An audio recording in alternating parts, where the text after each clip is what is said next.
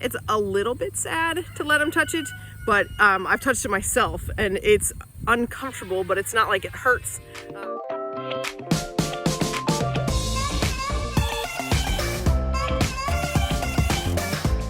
Hey guys, this is Megan from You Go to Be Kidding. Today I'm out here with our goats. They are just kind of hanging out and I just wanted to give you a little update on them. You can see our bucks are right here. And I wanted to, I guess, kind of give an update on our electric fences and you know what we think of them, whether it's worth it. I've heard some people say that you shouldn't do goats in electric fence, and actually most electric fence chargers act like they don't work for goats. But as you can see, we've been doing it here. So let me show you how they're doing. The River's out here with me. She has been doing a really great job guarding the chickens. And some days we get her out for extra work more than others, but today I have her down here with me just to kind of go for a walk and be around the animals, get used to us. But we're back here behind the barn, and so a couple of different things about our electric fence. One, we have finally gotten enough fences where we can mow this one long strip. We do one fence straight down, and you can potentially see that we've mowed down past that. And then we just run another fence off of that center one to make each little paddock. So we have the girls and Foxy Trouble here in this one. We've got our bucks over there, and then our sheep are actually back there too. So we'll run all the animals through this pasture here one last time, and then we'll cut it down. Everything is in flower, so it looks like we should have gotten them back here a little bit earlier so we could have bush hogged this before all of this flowered and went to seed. But that's okay, it's food, they're eating it, and hopefully next year we'll do a little better. So it is just about breeding season. Our bucks are very interested in our does, and this electric fence has been working just fine, even just one panel between them. So we have had a lot of good luck with our electric nets. We make sure that we keep them energized at all times. We don't turn it down or turn it off, or they absolutely will push through it. We haven't had any issues.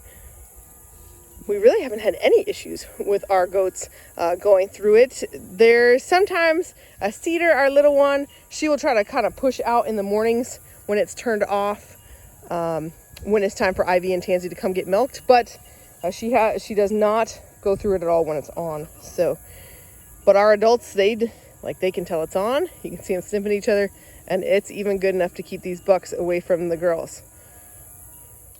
This is the charger we actually just upgraded to. It's the Premier One Solar IntelliShock 120. It will power, I think 120 would be 1.2 joules. I don't remember entirely, but it's a pretty big one off their website. The biggest thing is that it will power several nets. We have gone all this time because it was cheaper with just a smaller charger, and I'll show you those. We have a Patriot charger, and we have a charger from Ken Cove that are each about a half a joule, and those will only run 2 fences. So this one charger is now running, I think it's 6 sheep and goat sheep nets from Premier One. They're all stranded here together.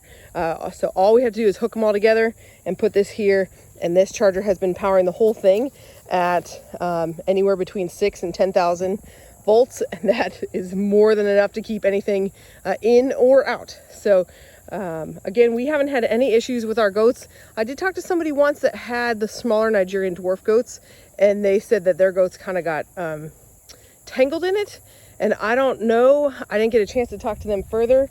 We have not had any problems like that. My guess is that either they accidentally left it off some, or they hadn't had a chance to get used to it, be trained to it before they were out in it. I'm not sure, and sometimes freak accidents can happen too. So but we have not had any issues at all, and we would highly recommend these fences for you. If you're getting started, you know, you're just going to buy a couple, and so the smaller chargers will run 2 nets at a time. But if you have it in the budget to get a bigger charger, it is totally worth it. All right, these are the other 2 chargers we have. We have 2 of this Patriot one on the left. It's an SG150. They do come in different sizes. And then this is the Ken Cove one we have, and it is the half joule model, and it also comes in a 0.25 joule model. So these are the 2 we have. We actually have 2 of the Patriot ones, and these have worked really well for us. We've been in the house 2 years now. We just got the big Premier one a couple months ago, and these have worked the whole time for us, but each of these only runs 2 nets. So we've had those smaller chargers the whole time. We have used them successfully for the goats and the sheep, which I believe that both of them, you know, they have pictures of the different animals they'll deter and things, and neither of them include goats on their packaging. But we haven't had any trouble. We find that as long as we can keep the fence charged to, you know, 3,000 at the minimum, then that will keep them in. So we've been able to do that. The smaller ones are really convenient because, like, right now we just have 1 net around our chickens, and so we don't need anything stronger than a little guy. And often we have been just using, you know, 1 with the sheep, 1 with the chickens, stuff like that. But now that we have the neighbor is working over here. Now that we have more nets, and we're able to kind of get them out in a longer section, then having a bigger charger is a huge blessing. It makes a big difference.